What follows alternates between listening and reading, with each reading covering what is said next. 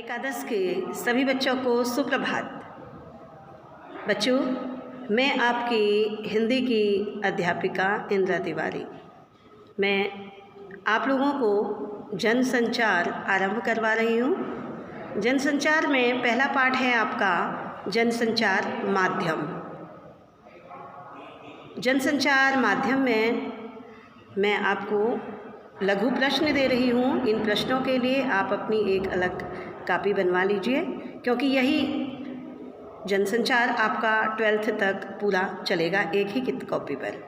इसके लिए किताब लेने की आपको आवश्यकता नहीं है। तो बच्चों, प्रश्न शुरू करती हूँ। संचार किसे कहते हैं? अब जैसे मैं आपसे बात कर रही हूँ, ये भी संचार है, लेकिन हम यहाँ पर हमने मोबाइल या किसी अन्य माध्यम से अगर बात करूँ तो ये संचार नहीं माना जाएगा। हमारा चलना फिरना, एक दूसरे को इशारों से बात करना, ये सभी संचार के अंतर्गत आता है। तो संचार किसे कहते हैं? इसका उत्तर दो या दो से अधिक व्यक्तियों के बीच सूचनाओं तथा विचारों का आदान प्रदान ही संचार है। अगला प्रश्न है, संचार की उत्पत्ति किस धातु से हुई है? उत्तर, संचार की उत्पत्ति चल धातु से हुई है, जिसका अर्थ है चलना या स्थान परिवर्तन करना। तीसरा प्रश्न है, संचार माध्यम किसे कहते हैं? उत्तर, संचार की प्रक्रिया को पूरा करने में मदद करने वाले संचार साधन संचार माध्यम कहलाते हैं। आपका चौथा प्रश्न है, संचार के तत्वों के नाम लिखें। संचार के 6 तत्व हैं। पहला स्रोत या संचारक, दूसरा एनकोडिंग, तीसरा संदेश या उद्देश्य, चौथा माध्यम, पांचवा है प्राप्तकर्ता और छठा माध्यम है फीडबैक। बच्चों, ये संचार के माध्यम हमारे सभी के साथ बातचीत करने में काम आते हैं। संचारक, अभी इनके विषय में मैं अभी आपको आगे फिर अगले प्रश्नों में बताऊंगी। मैं आपको सामान्य तरीके से समझाती हूँ कि जब हम बात करते हैं, जो किसी बात को उठाता है, शुरुआत करता है किसी बात की, किसी विषय की, तो उसे कहते हैं संचारक या स्रोत। और जो दूसरा, वह किस भाषा के माध्यम से बात कर रहा है, उसे कहते हैं कूट भाषा या एनकोडिंग। और वह संदेश, क्या बात वह दूसरे से कह रहा है, उसे कहते हैं उद्देश्य, यानी उसका बात करने का उद्देश्य क्या है। और फिर आता है माध्यम। माध्यम का अर्थ है कि वह किस माध्यम के द्वारा बातचीत कर रहा है, केवल इशारों के द्वारा कर रहा है या किसी फ़ोन के द्वारा कर रहा है। और अगला आता है आपका प्राप्तकर्ता। जिस मित्र से हम बात करते हैं, या स्रोत या संचारक जिस मित्र से बात कर रहा है, उसे कहते हैं प्राप्तकर्ता। और प्राप्तकर्ता, उसका मित्र जो है, वह उसकी बात को सुनकर क्या उत्तर दे रहा है, उसे कहते हैं फीडबैक। इन्हें मैं बाकी आगे के प्रश्नों में आपको समझाऊंगी। फिलहाल आप इन 4 प्रश्नों को अपनी एक अलग हिंदी की कॉपी में बनाकर उस पर लिखिए। बच्चों, कल हमने संचार के विषय में पढ़ा था, और किसी भी संचार को सफल बनाने के लिए उसमें तत्वों का होना ज़रूरी था। यह मैंने प्रश्न में आपको बताया। जिस प्रकार हम घर पर एक सामान्य कार्य करते हैं, खाना बनाना, तो उसके लिए आपने देखा होगा सरल लगता है काम, लेकिन उसके लिए कई छोटी छोटी चीज़ों की ज़रूरत होती है। तो ऐसे ही संचार, सफल संचार होने के लिए भी छोटे छोटे तत्वों का होना ज़रूरी है। इनके बगैर संचार को सफल नहीं बनाया जा सकता। इसमें जैसे पहला तत्व है स्रोत या संचारक।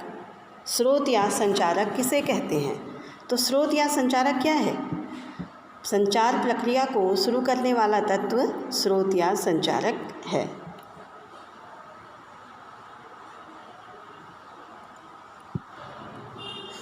प्राप्तकर्ता किसे कहते हैं? जिस मित्र से संचारक बात करता है, उसे प्राप्तकर्ता कहते हैं। अगला प्रश्न है, एनकोडिंग से क्या तात्पर्य है? संचारक जिस कूट भाषा कोड वर्ड में अपने मित्र अर्थात प्राप्तकर्ता से बात करता है उसे एनकोडिंग कहते हैं। जैसे मैं इस समय आपके साथ हिंदी भाषा में बात कर रही हूँ, तो मेरी कूट भाषा है या मेरी एनकोडिंग है हिंदी भाषा। बस यहाँ पर ये ज़रूरी है सफल संचार के लिए कि संचारक और उसके मित्र दोनों को इस भाषा का ज्ञान होना ज़रूरी है। अगला प्रश्न है, संदेश या उद्देश्य से क्या तात्पर्य है? जो बात संचारक अपने मित्र से कहना चाहता है उसे ही संचार की भाषा में संदेश कहते हैं। जैसे मैं आपसे जनसंचार का आपको ज्ञान करा रही हूँ, तो यही मेरा संदेश है या मेरा उद्देश्य है। माध्यम से क्या तात्पर्य है? जिस साधन के द्वारा संचारक अपने मित्र से बात करते हैं उसे ही माध्यम कहते हैं। उदाहरणतः फ़ोन एक अच्छा माध्यम है संचार का। अगर हम फ़ोन के अलावा अन्य भी कई माध्यम में बात कर लेंगे तो यहाँ पर सफल संचार के लिए एक माध्यम होना चाहिए। कक्षा 11 के बच्चे देखिए, आपका पहला पाठ है जनसंचार माध्यम। तो यहाँ पर अभी तक हमने जनसंचार और संचार के तत्वों के विषय में पढ़ा था।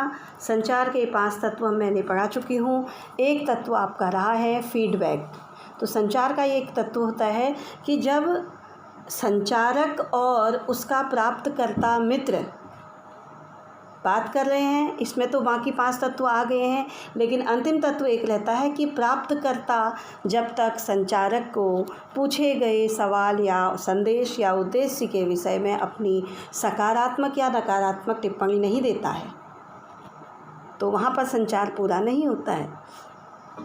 फिर कभी और हमारे संचार करते समय कई प्रकार की परेशानियां भी बीच में आती हैं। कुछ यांत्रिक परेशानी भी हो सकती हैं, कुछ किसी भी प्रकार की परेशानी हो सकती हैं। इनको संचार की भाषा में शोर कहते हैं। और इसके बाद में आपको इसमें पढ़ाऊँगी संचार के कितने प्रकार होते हैं, संचार कितने प्रकार का होता है, ये आपको बताया जाएगा।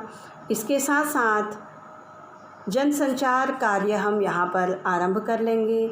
जनसंचार के प्रमुख साधन या माध्यम क्या हैं, ये भी आपको मैं इस वीडियो के माध्यम से आपको बताऊंगी। तो पहला प्रश्न आपका हमारा 10वें नंबर पर प्रश्न आता है, फीडबैक से क्या तात्पर्य है? उत्तर, संचार प्रक्रिया में संचारक द्वारा दिए गए संदेश पर प्राप्तकर्ता अर्थात उसका मित्र अपनी सकारात्मक या नकारात्मक, पॉजिटिव और नेगेटिव जो भी प्रतिक्रिया देता है उसे फीडबैक कहते हैं, अर्थात जो भी उत्तर वह देता है। अगला प्रश्न, शोर या नॉइज़ किसे कहते हैं? संचार प्रक्रिया में आने वाली बाधाओं को शोर कहते हैं। ये बाधाएं कई प्रकार की हो सकती हैं, यह मैंने आपको बता दिया है। संचार के प्रकार बताएं। संचार के निम्न 4 प्रकार होते हैं। अंतःवैयक्तिक संचार, दूसरा है अंतर्वैयक्तिक संचार, तीसरा है समूह संचार और फिर आता है जन संचार। अंतःवैयक्तिक संचार क्या है? तो अंतः यानी अंदर ही अंदर, वैयक्तिक सोचना, स्वयं ही सोचना, ईश्वर की पूजा करना या मन ही मन किसी को याद करना, ये अंतःवैयक्तिक संचार है। अंतर्वैयक्तिक संचार क्या है? 2 व्यक्तियों का आमने सामने बात करना ही अंतर्वैयक्तिक संचार है, जैसे इंटरव्यू देना। अगले प्रश्न में आते हैं, समूह संचार किसे कहते हैं? जब कोई बात 2 से अधिक व्यक्तियों के बीच हो उसे समूह संचार कहते हैं, जैसे कक्षा में पढ़ाना। जनसंचार से क्या तात्पर्य है? अधिक व्यक्तियों के समूह के साथ किसी यांत्रिक या तकनीकी माध्यम से संवाद किया जाना ही जनसंचार कहलाता है। जैसे माइक पर हम संबोधित करते हैं, तो यह जनसंचार है। जनसंचार के कार्य स्पष्ट करें।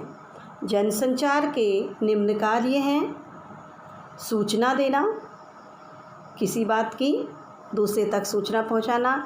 दूसरा है शिक्षित करना, लोगों को ज्ञान देना। तीसरा मनोरंजन करना। फिर चौथा है सरकार एवं संस्थाओं के कार्य पर निगरानी रखना। तथा पांचवा कार्य है विचार अभिव्यक्ति हेतु मंच तैयार करना। अर्थात जब हम अपने विचारों को अभिव्यक्त करते हैं किसी मंच के माध्यम से, तो उस मंच को प्रदान करना, यह भी जनसंचार का कार्य है। जनसंचार माध्यम कितने प्रकार के होते हैं? जनसंचार माध्यम 3 प्रकार के होते हैं। दृश्य संचार माध्यम, अर्थात देखकर जब हम किसी की से संचार करते हैं, जैसे टेलीविज़न, वीडियो आदि। श्रव्य संचार माध्यम, अर्थात कानों से सुनकर जब हम किसी संदेश को ग्रहण करते हैं, जैसे रेडियो, ऑडियो कैसेट इत्यादि। फिर आता है तीसरा शब्द संचार माध्यम, शब्दों के माध्यम से जब हम एक दूसरे से बातचीत करते हैं, जैसे आप इसे समझ गए होंगे। हाँ, आपकी किताबें हैं, समाचार पत्र है, पत्रिकाएं, ये सभी जनसंचार माध्यम के शब्द संचार माध्यम में आती हैं। इन संचार माध्यमों के एक एक उदाहरण पर संक्षिप्त रूप से मैं आपको बताऊंगी। पहला है आपका जनसंचार माध्यम में टेलीविज़न। टेलीविज़न यह दृश्य संचार माध्यम है। भारत में टीवी की शुरुआत 15 सितंबर 1959 को हुई, लेकिन विधिवत टीवी सेवा 15 अगस्त 1965 से हुई। सन 1924 में जॉन बेयर्ड ने इसका आविष्कार किया। दूसरा रेडियो, यह श्रव्य संचार माध्यम है। इटली के इलेक्ट्रिकल इंजीनियर जी मार्कोनी ने इसका आविष्कार किया। सन 1936 में ऑल इंडिया रेडियो की स्थापना हुई। तीसरा समाचार पत्र पत्रिकाएं, इसे शब्द संचार माध्यम या प्रिंट मीडिया भी कहते हैं, क्योंकि यह छपा हुआ होता है, प्रिंट होते हैं, इसीलिए इसे प्रिंट मीडिया कहते हैं। भारत में समाचार पत्र की शुरुआत 1780 में जेम्स ऑगस्ट हिकी के बंगाल गज़ट से हुई। सर्वप्रथम छापाखाना गोवा में खोला गया। अब बच्चों, यह हमने जनसंचार के माध्यमों के साधन के विषय में हमने आपको बताया। एक नया संचार, आने वाले समय पर नए नए संचार साधन भी आ रहे हैं, जिसमें से एक है आपका इंटरनेट। ये सभी कार्य रेडियो, टेलीविज़न और शब्द संचार, ये सभी काम आजकल आप देख रहे हैं कि इकलौता इंटरनेट भी कर लेता है। तो इंटरनेट को नया जनसंचार माध्यम कहा जा सकता है। इंटरनेट जनसंचार का नया माध्यम है। सन 1998 में गूगल का आगमन हुआ। इंटरनेट संचार माध्यम है, लेकिन इंटरनेट पर ही जब हम खबरों को पढ़ते हैं, यानी एक समाचार पत्र को हम पूरी तरह जब हम नेट पर पढ़ते हैं, तो इस पत्रकारिता को कहते हैं इंटरनेट पत्रकारिता। नेट पर खबरों के आदान प्रदान ही इंटरनेट पत्रकारिता है। इसे वेब साइबर भी कहते हैं। इसके जन्मदाता विंटन जी सर्फ हैं। इसकी शुरुआत 1983 से 2002 के बीच हुई। बच्चों, पहला पार्ट यहाँ पर आपका समाप्त होता है। आप लोग सुरक्षित रहिए, घर पर रहिए, कोशिश कीजिए कि व्यर्थ घर से बाहर ना निकलें। धन्यवाद।